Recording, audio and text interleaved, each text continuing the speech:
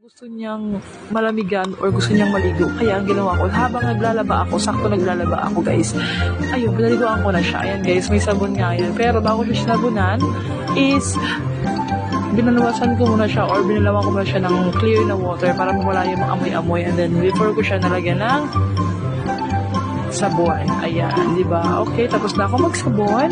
Babanlawan ko naman siya, guys. Di ba?